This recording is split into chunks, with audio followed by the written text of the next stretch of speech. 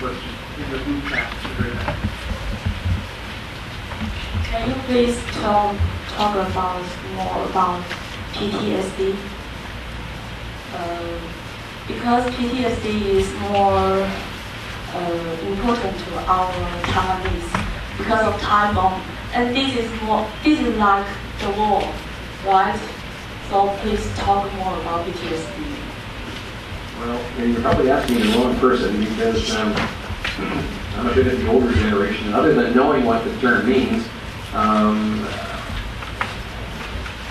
can't really shed much light on it. I think in the way you want, except to say that there was no treatment for that with the prisoners. That term wasn't even known about in those times. I think it's a relatively 10 or 15-year-old term or whatever, but the men suffered from it. They suffered terribly from it.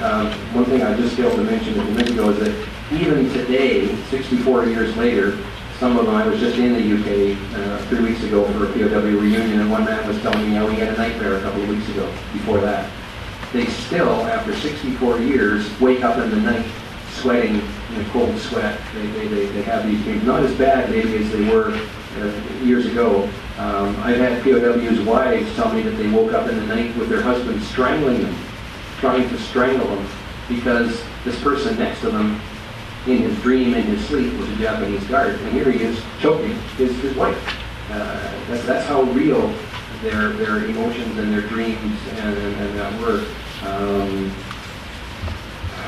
I guess really, other than to say, PTSD as we know it today, they experienced it, but there was no diagnosis, there was no treatment for it. Our soldiers, our Canadian soldiers in Afghanistan, and I know a little bit about, and the Americans in Iraq, and they come home from their tours, and right away they go into counseling, and as you say, the people from the recent typhoon who lost villages and loved ones, it's a wonderful thing that modern psychology and that has invented the treatment for that, or at least counseling or help. But in my knowledge, and that the POWs never got any counseling. They experienced it, but there was just no treatment. That's